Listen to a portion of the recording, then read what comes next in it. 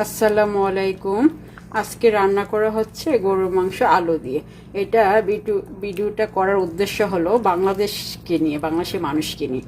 বাংলাদেশের অধিকাংশ মানুষ মনে করেন আলু দিলে বুঝি শরম, বিশেষ করে মেহমান দাওয়াত দিলে বা এটা আয়েব করে। কেন রে ভাই? আলু একটা বিশেষ খাদ্য, গরুর মাংসের সাথে সবচেয়ে ভালো যায়, ভালো না? মাংসের স্বাদ বাড়ায়, আলুটা যে কি মজা লাগে। যাদের আলু পছন্দ, ধরেন আমি কোথাও গেলে মাংসের সাথে আলু খুঁজি, তো মাংসটার সাথে আলুটা না দিলে পাবে কোথায়? আর যাদের পছন্দ না তারা আলুটা নিবে না, শুধু মাংস দিয়ে খাবে, অপশন আছে, তাই না?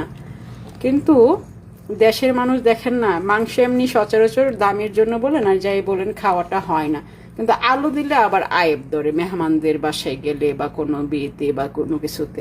হ্যাঁ, যেমন দেশের মানুষ দেশে কোনো কাজ করবে না, মানে মানুষ কি মনে করবে, হ্যাঁ ধরেন পরিশ্রমের কাজ, ওইটা ওদের কোনো ব্যাপার না। হ্যাঁ, ওইটা হয়েছে দেশের মানুষের একটা বুঝছেন। আর আমি বেশিরভাগ সময় ডিমও দিয়ে থাকি মাংসতে, ওইটা স্বাদ বাড়ায়।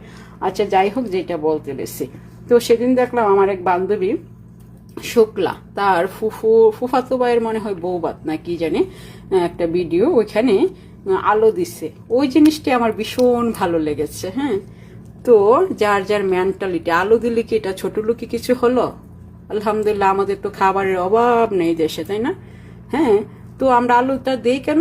যে আমাদের পছন্দের, মেহমানরা আসলে ওরা পছন্দ করে, আমরা ভীষণ পছন্দ করি, তাই না? ওইটা কোনো ছোট লোকের জন্য না, ওইটা আমাদের পছন্দ, ভালোবেসে ভালো লাগার জন্য। হ্যাঁ, তো ওইটাই তো মেন্টালিটি না, অনেকে অনেক ভাবে।